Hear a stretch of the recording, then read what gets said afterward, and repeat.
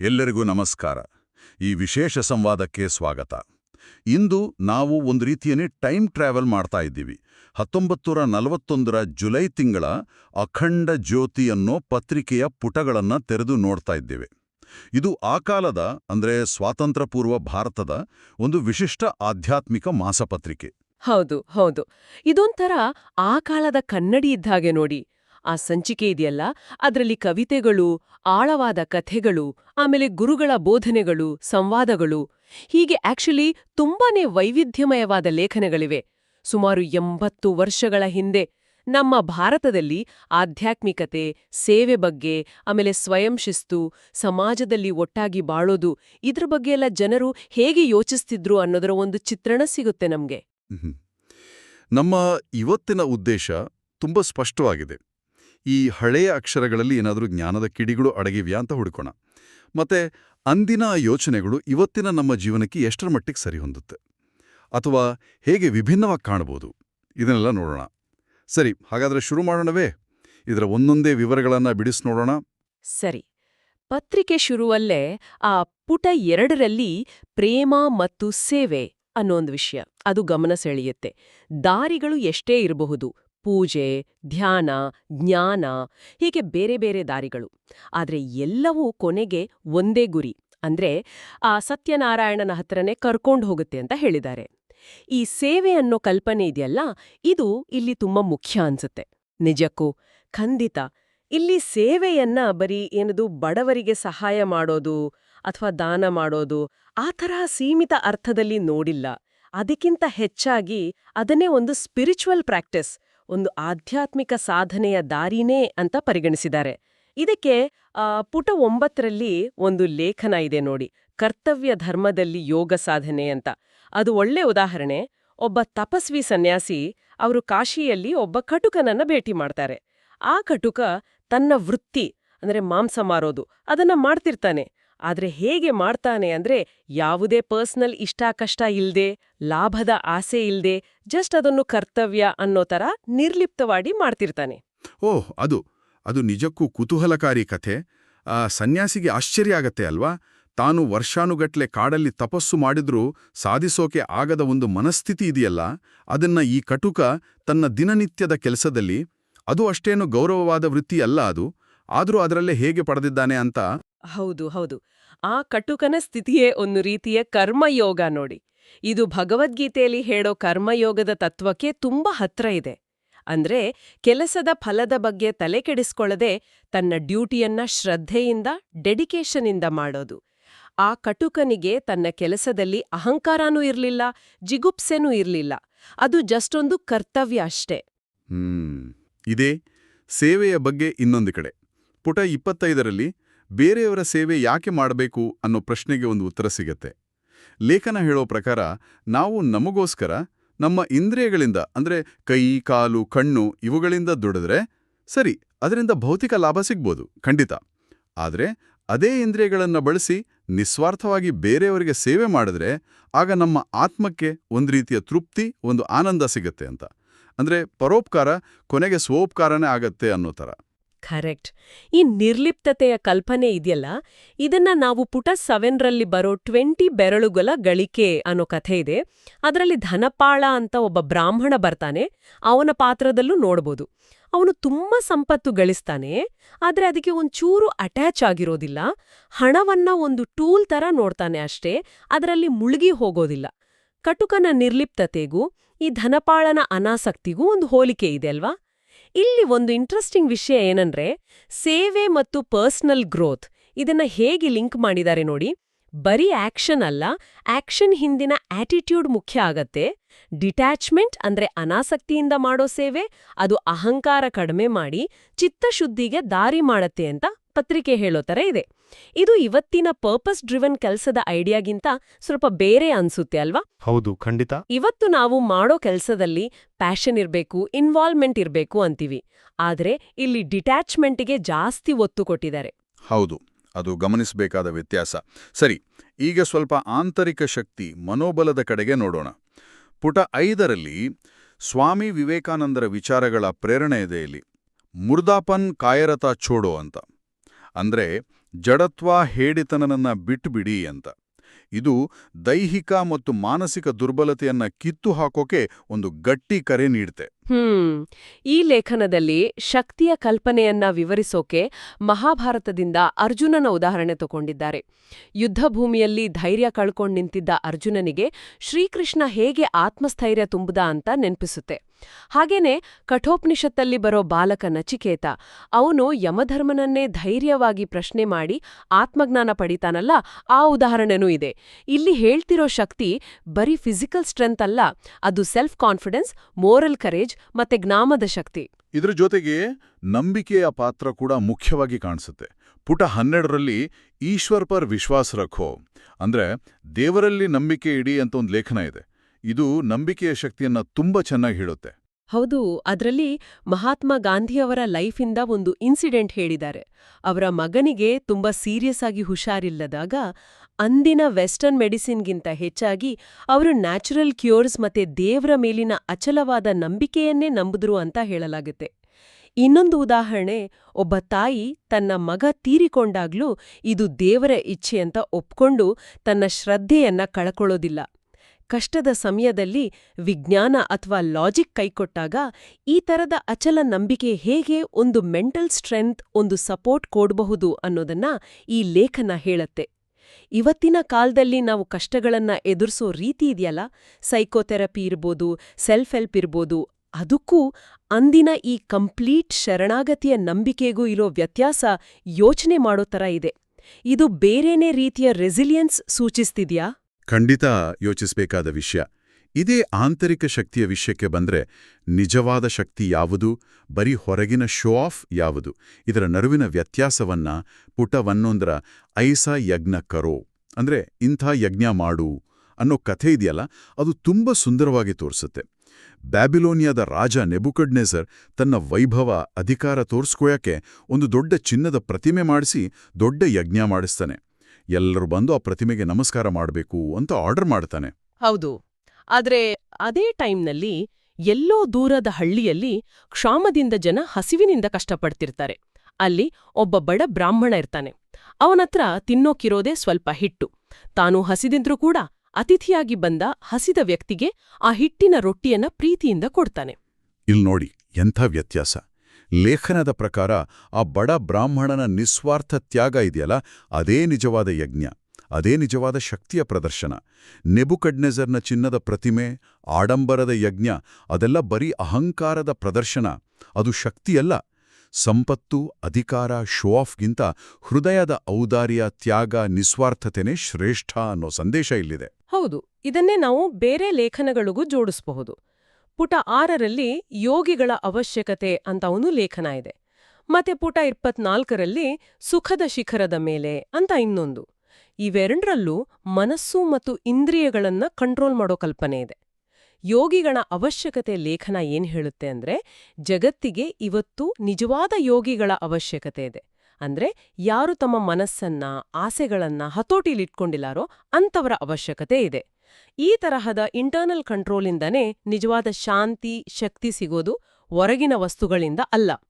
ಹಾಗೇನೆ ಸುಖದ ಶಿಖರದ ಮೇಲೆ ಲೇಖನ ಪ್ರೇಮ, ವಿಶ್ವಾಸ, ಶ್ರದ್ಧೆ ಈ ತರಹದ ಆಂತರಿಕ ಗುಣಗಳಿಂದಲೇ ಸ್ಥಿರವಾದ ಆನಂದ ಹೇಗೆ ಪಡಿಬೋದು ಅಂತ ವಿವರಿಸುತ್ತೆ. ಒಟ್ಟಾರೆಯಾಗಿ ನೋಡಿದ್ರೆ ನಿಜವಾದ ಶಕ್ತಿ, ನಿಜವಾದ ಸಂತೋಷದ ಮೂಲ ನಮ್ಮ ಒಳಗಿದೆ, ಹೊರಗಿನ ಸಾಧನೆಗಳು, ಪ್ರದರ್ಶನಗಳಲ್ಲ ಅಲ್ಲ ಅನ್ನೋದು ಈ ಲೇಖನಗಳ ತಿರುಳು. ಬಹುಶಃ ಆ ಸ್ವಾತಂತ್ರ್ಯ ಪೂರ್ವದ ಅನಿಶ್ಚಿತ ಕಾಲದಲ್ಲಿ ಈ ತರಹದ ಆಂತರಿಕ ಶಕ್ತಿಯ ಮೇಲಿನ ಒತ್ತು ಜನರಿಗೆ ಒಂದು ರೀತಿಯ ಮನೋಬಲ ಕೊಡ್ತಿತ್ತೇನೋ.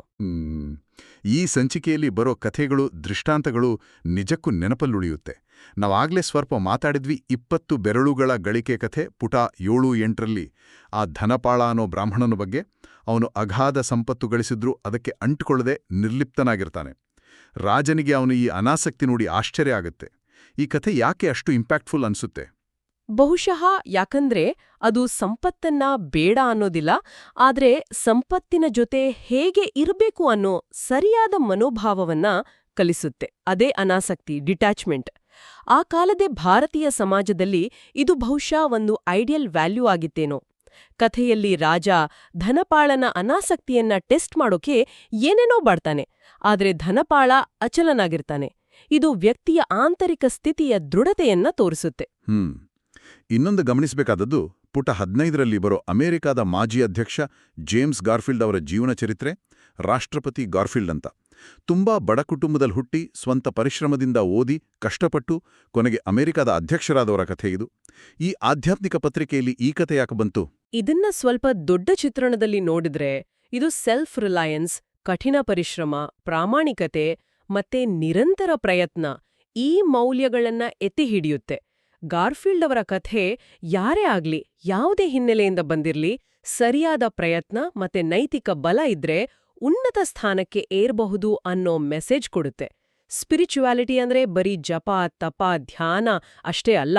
ನಮ್ಮ ಲೌಕಿಕ ಜೀವನದಲ್ಲಿ ನಮ್ಮ ಜವಾಬ್ದಾರಿಗಳನ್ನ ಶ್ರದ್ಧೆಯಿಂದ, ಪ್ರಾಮಾಣಿಕತೆಯಿಂದ ಮಾಡೋದು ಕೂಡ ಆಧ್ಯಾತ್ಮಿಕ ಸಾಧನೆಯ ಒಂದು ಭಾಗನೇ ಅನ್ನೋ ಒಂದು ವಿಶಾಲವಾದ ಅರ್ಥ ಕೊಡುತ್ತೆ. ಇದು ವ್ಯಕ್ತಿಯ ಕೆಪಾಸಿಟಿ ಮತ್ತೆ ಪ್ರಯತ್ನಕ್ಕೆ ಒಂದು ಒತ್ತು ಕೊಡುತ್ತೆ.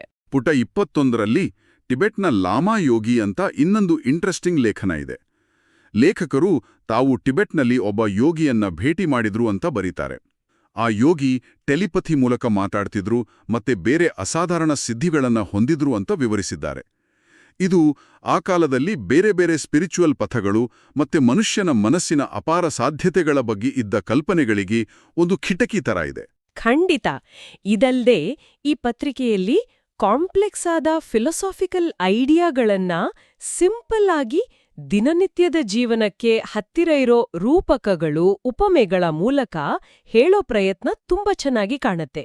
ಉದಾಹರಣೆಗೆ ಪುಟ 17ರಲ್ಲಿ ಓ ಮೇಘ ವರ್ಷೋ ಅಂದ್ರೆ ಓ ಮೋಡಗಳೇ ಸುರಿಯಿರಿ ಅಂತ.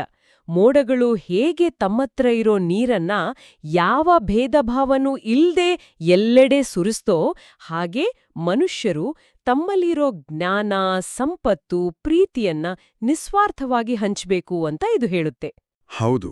ಹಾಗೆಯೇ ಪುಟ 16ರಲ್ಲಿ ಶ್ರೀರಾಮಕೃಷ್ಣ ಪರಮಹಂಸರ ಬೋಧನೆಗಳನ್ನು ವಿವರಿಸುವಾಗ ಬಳಸಿದ ಉಪಮೆಗಳು ಕೂಡ ಬಹಳ ಚೆನ್ನಾಗಿವೆ. ಮಾಯೆಯನ್ನ ನೀರಿನ ಮೇಲಿನ ಗುಳ್ಳೆಗಳಿಗೆ ಹೋಲಿಸಿದ್ದಾರೆ. ಗುಳ್ಳೆಗಳು ಕ್ಷಣಿಕ ಅಲ್ವಾ?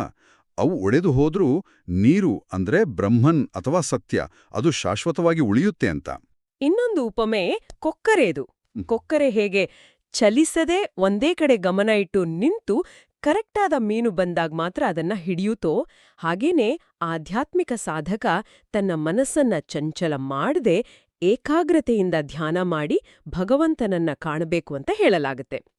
ಈ ತರದ ಸಿಂಪಲ್ ವಿಷುಯಲ್ ದೃಷ್ಟಾಂತಗಳು ಇದೆಯಲ್ಲ, ಇವು ಗೆಹನವಾದ ತತ್ವಗಳನ್ನ ಸಾಮಾನ್ಯ ಓದುಗರಿಗೂ ಸುಲಭವಾಗಿ ತಲುಪಿಸೋಕೆ ಆ ಕಾಲದಲ್ಲಿ ತುಂಬಾ ಎಫೆಕ್ಟಿವ್ ಟೂಲ್ಸ್ ಆಗಿದ್ವು. ಈಗ ಒಂದು ಬಹುಶಃ ಅತ್ಯಂತ ಮುಖ್ಯವಾದ ಮತ್ತೆ ಸ್ವಲ್ಪ ಸೂಕ್ಷ್ಮವಾದ ವಿಷಯಕ್ಕೆ ಬರೋಣ. ಸಮಾಜದಲ್ಲಿ ಸಾಮರಸ್ಯ, ಸಹಿಷ್ಣುತೆ ಬಗ್ಗೆ ಪತ್ರಿಕೆ ಏನು ಹೇಳುತ್ತೆ ಅನ್ನೋದು. ಪುಟ 26ರಿಂದ 28ರವರೆಗೆ ಕಹಾ ಬೈಠು ಅಂದ್ರೆ ನಾನು ಎಲ್ಲಿ ಕುಳಿತುಕೊಳ್ಳಲಿ ಅನ್ನೋ ಶೀರ್ಷಿಕೆ ಕೆಳಗೆ ಒಂದು ಕಾಲ್ಪನಿಕ ಸಂವಾದ ಕೊಟ್ಟಿದ್ದಾರೆ. ಲೇಖಕರು ಒಂದು ಟ್ರೈನ್ ಜರ್ನಿಯ ದೃಶ್ಯವನ್ನ ಕಟ್ಕೊಡ್ತಾರೆ. ಹೌದು. ಆ ಟ್ರೈನಿನ ಬೋಗಿಯಲ್ಲಿ ಹಿಂದೂ, ಮುಸ್ಲಿಂ, ಕ್ರಿಶ್ಚಿಯನ್, ಜೈನ್ ಮತ್ತೆ ಬೌದ್ಧ ಧರ್ಮಗಳ ರೆಪ್ರೆಸೆಂಟೇಟಿವ್ಸ್ ಇದ್ದಾರೆ ಅಂತ ಕಲ್ಪನೆ ಮಾಡಿಕೊಂಡಿದ್ದಾರೆ. ಅವರು ಶುರುನಲ್ಲಿ ತಮ್ಮ ತಮ್ಮ ಧರ್ಮದ ಶ್ರೇಷ್ಠತೆ ಬಗ್ಗೆ ವಾದ ಮಾಡೋಕ್ ಶುರು ಮಾಡ್ತಾರೆ. ಆದರೆ ನಿಧಾನವಾಗಿ ಸಂವಾದ ಎಲ್ಲಾ ಧರ್ಮಗಳ ಮೂಲತತ್ವಗಳಲ್ಲಿರೋ ಸಮಾನತೆಯ ಕಡೆಗೆ ಹೋಗುತ್ತೆ. 1941ರ ಭಾರತದ ಪರಿಸ್ಥಿತಿಯನ್ನು ನೆನಪಿಸ್ಕೊಂಡ್ರೆ ಒಂದು ಕಡೆ ಸ್ವಾತಂತ್ರ್ಯ ಹೋರಾಟ ಜೋರಾಗ್ತಿತ್ತು, ಇನ್ನೊಂದು ಕಡೆ ಕೋಮು ಸಂಘರ್ಷದ ನೆರಳು ಇತ್ತು. ಅಂಥ ಸಮಯದಲ್ಲಿ ಈ ಥರದ ಒಂದು ಓಪನ್ ಡಿಸ್ಕಷನ್, ಧರ್ಮಗಳ ನಡುವಿನ ಸಾಮರಸ್ಯದ ಬಗ್ಗೆ ಚರ್ಚಿಸೋ ಸಂವಾದವನ್ನ ಪಬ್ಲಿಷ್ ಮಾಡೋದು ನಿಜಕ್ಕೂ ಧೈರ್ಯದ ಕೆಲಸ, ಪ್ರಗತಿಪರ ಹೆಜ್ಜೆನೂ ಹೌದು. ಖಂಡಿತವಾಗಿಯೂ. ಆ ಸಂವಾದದ ಮೇನ್ ಮೆಸೇಜ್ ಏನಂದ್ರೆ, ಎಲ್ಲಾ ಧರ್ಮಗಳು ಮೂಲಭೂತವಾಗಿ ಒಂದೇ ಸತ್ಯವನ್ನ, ಒಂದೇ ದೇವರನ್ನ ಬೇರೆ ಬೇರೆ ಹೆಸರಿಂದ ಕರೀತವೆ ಮತ್ತೆ ಒಂದೇ ರೀತಿಯ ನೈತಿಕ ಮೌಲ್ಯಗಳನ್ನ, ಪ್ರೀತಿ, ಕರುಣೆ, ಸೇವೆ, ಸತ್ಯ ಇವುಗಳನ್ನ ಬೋಧಿಸ್ತವೆ ಅನ್ನೋದು. ಒಬ್ಬ ಪಾತ್ರಧಾರಿ ಹೇಳ್ತಾರೆ, ನದಿಗಳೆಲ್ಲ ಬೇರೆ ಬೇರೆ ದಾರಿಲಿ ಹರಿದ್ರೂ ಕೊನೆಗೆ ಸೇರೋದು ಒಂದೇ ಸಮುದ್ರವನ್ನ, ಹಾಗೆ ನಮ್ಮೆಲ್ಲರ ಗುರಿನೂ ಒಂದೇ. ಇನ್ನೊಬ್ರು, ನಾವೆಲ್ಲ ಒಂದೇ ತಂದೆಯ ಮಕ್ಕಳು, ಹಾಗಾದ್ರೆ ನಮ್ಮೊಳಗ್ ಯಾಕೆ ಜಗಳ ಅಂತ ಪ್ರಶ್ನೆ ಮಾಡ್ತಾರೆ. ಮೂಲ ಆಕರದಲ್ಲಿರೋ ಹಾಗೆ ಲೇಖಕರು ಧರ್ಮದ ಹೆಸರಲ್ಲಿ ನಡೆಯೋ ದ್ವೇಷ, ಹಿಂಸೆ ಮತ್ತೆ ಸಂಕುಚಿತ ಮನೋಭಾವವನ್ನ ಸ್ಪಷ್ಟವಾಗಿ ಟೀಕಿಸ್ತಾರೆ. ಧರ್ಮಗಳ ಮೂಲ ಬೋಧನೆಗಳು ಒಳ್ಳೆದೇ ಆಗಿದ್ರೂ ಕೆಲವರು ಅವನ್ನ ತಪ್ಪಾಗಿ ಅರ್ಥ ಮಾಡ್ಕೊಂಡು ಅಥವಾ ತಮ್ಮ ಸ್ವಾರ್ಥಕ್ಕೆ ಬಳಸ್ಕೊಂಡು ಸಮಾಜದಲ್ಲಿ ಒಡಕು ತರ್ತಾರೆ ಅಂತ ವಿಷಾದ ವ್ಯಕ್ತಪಡಿಸ್ತಾರೆ. ಇಲ್ಲಿ ಒಂದು ಮುಖ್ಯ ಪ್ರಶ್ನೆ ಏಳುತ್ತೆ. ಅಂದು ಧಾರ್ಮಿಕ ಸಂಘರ್ಷವನ್ನ ನೇರವಾಗಿ ವಿಮರ್ಶೆ ಮಾಡಿ ಸಹಿಷ್ಣುತೆ ಮತ್ತು ಯೂನಿವರ್ಸಲ್ ಹ್ಯುಮ್ಯಾನಿಟಿಗೆ ಕರೆಕೊಟ್ಟ ಈ ಧ್ವನಿ ಇವತ್ತಿನ ನಮ್ಮ ಸಮಾಜದಲ್ಲಿ ನಡೀತಿರೋ ಪೋಲರೈಸೇಷನ್, ಸಂಘರ್ಷಗಳ ಹಿನ್ನೆಲೆಯಲ್ಲಿ ಹೇಗೆ ರಿಫ್ಲೆಕ್ಟ್ ಆಗತ್ತೆ? ಇಲ್ಲಿ ಗಮನಿಸಬೇಕಾದ ಅಂಶ ಏನಂದ್ರೆ, ಪತ್ರಿಕೆ ಯಾವುದೇ ಒಂದು ಧರ್ಮವನ್ನ ಗ್ರೇಟ್ ಅಂತ ವೈಭವೀಕರಿಸ್ತಾ ಇಲ್ಲ. ಬದಲಿಗೆ ಎಲ್ಲಾ ಧರ್ಮಗಳ ಪಾಸಿಟಿವ್ ಅಂಶಗಳನ್ನ ಗುರುತಿಸಿ ಅವುಗಳ ನಡುವಿನ ಕಾಮನ್ ಥ್ರೆಡ್ಗಳನ್ನ ಹುಡುಕಿ ಸಾಮರಸ್ಯಕ್ಕೆ ಒತ್ತು ಕೊಡೋ ಪ್ರಯತ್ನ ಮಾಡ್ತಿದೆ. ಹೌದು, ಇದೇ ಎಲ್ಲರನ್ನೂ ಸೇರಿಸ್ಕೊಳ್ಳೋ ವಿಶಾಲ ದೃಷ್ಟಿಕೋನ. ಪುಟ 29ರ ಸಂಪಾದಕರ ಅಂಕಣ, ಪಾಠಕ ಪೃಷ್ಠ ಅಂದ್ರೆ ಓದುಗರ ಪುಟ ಅಲ್ಲೂ ಕಾಣಿಸುತ್ತೆ. ಅಲ್ಲಿ ಸಂಪಾದಕರು ಬೇರೆ ಬೇರೆ ಧರ್ಮಗಳು, ಪರಂಪರೆಗಳಿಗೆ ಸೇರಿದ ಅನೇಕ ಆಧ್ಯಾತ್ಮಿಕ ಗುರುಗಳನ್ನ ಹೆಸರಿಸ್ತಾರೆ.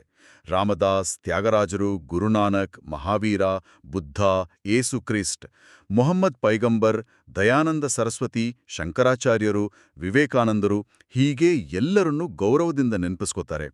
ಇದು ಪತ್ರಿಕೆಯ ಆ ಸಮನ್ವಯ ದೃಷ್ಟಿಯನ್ನ ಇನ್ನೂ ಸ್ಪಷ್ಟಪಡಿಸುತ್ತೆ. ಹಾಗಾದ್ರೆ ಒಟ್ಟಿನಲ್ಲಿ ನಾವು ಏನ್ ಹೇಳ್ಬೋದು?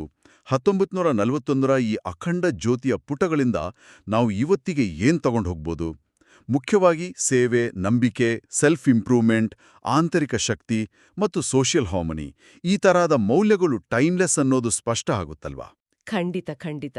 ಈ ಹಿಸ್ಟಾರಿಕಲ್ ಸೋರ್ಸ್ಗಳನ್ನ ನೋಡೋದ್ರಿಂದ ಇವತ್ತಿನ ಜ್ಞಾನವನ್ನ ಹುಡುಕೋರಿಗೆ ಒಂದು ಬೇರೆ ಪರ್ಸ್ಪೆಕ್ಟಿವ್, ಹೊಸ ಒಳನೋಟಗಳು ಸಿಗಬಹುದು.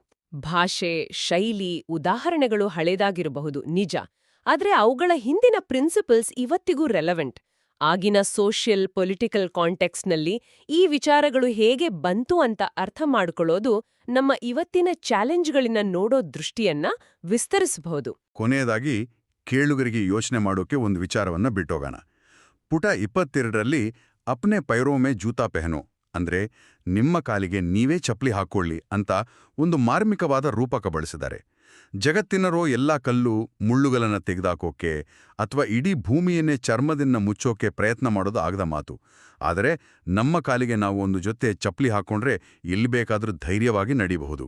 ಇದರ ಅರ್ಥ ಏನು ಅಂದ್ರೆ, ಹೊರಗಿನ ಜಗತ್ತನ್ನ, ಬೇರೆಯವ್ರನ್ನ ಬದಲಾಯಿಸೋಕೆ ಕಷ್ಟಪಡೋದಕ್ಕಿಂತ ನಮ್ಮನ್ನ ನಾವು ಸುಧಾರಿಸ್ಕೊಡೋದು, ನಮ್ಮ ದೃಷ್ಟಿಕೋನ, ನಮ್ಮ ಮನಸ್ಥಿತಿಯನ್ನ ಬದಲಾಯಿಸ್ಕೊಡೋದ್ರ ಮೇಲೆ ಗಮನ ಕೊಡೋದು ಹೆಚ್ಚು ಫಲ ಕೊಡುತ್ತೆ ಅನ್ನೋದು.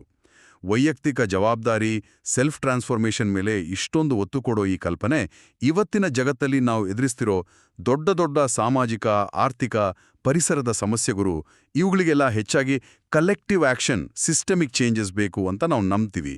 ಇವನ್ನ ನಿಭಾಯಿಸೋ ನಮ್ಮ ಪ್ರಯತ್ನಗಳಿಗೆ ಹೇಗೆ ಚಾಲೆಂಜ್ ಆಗ್ಬೋದು, ಅಥವಾ ಇದು ಆ ಪ್ರಯತ್ನಗಳಿಗೆ ಸಪೋರ್ಟಿವ್ ಆಗ್ಬೋದಾ? ಪರ್ಸನಲ್ ಚೇಂಜ್ ಮತ್ತು ಕಲೆಕ್ಟಿವ್ ರೆಸ್ಪಾನ್ಸಿಬಿಲಿಟಿ ನಡುವಿನ ಬ್ಯಾಲೆನ್ಸನ್ನ ನಾವು ಹೇಗೆ ಕಂಡುಕೋಬಹುದು? ಇದೊಂದು ಆಳವಾಗಿ ಚಿಂತಿಸಬೇಕಾದ ವಿಷಯ ಅಲ್ವಾ?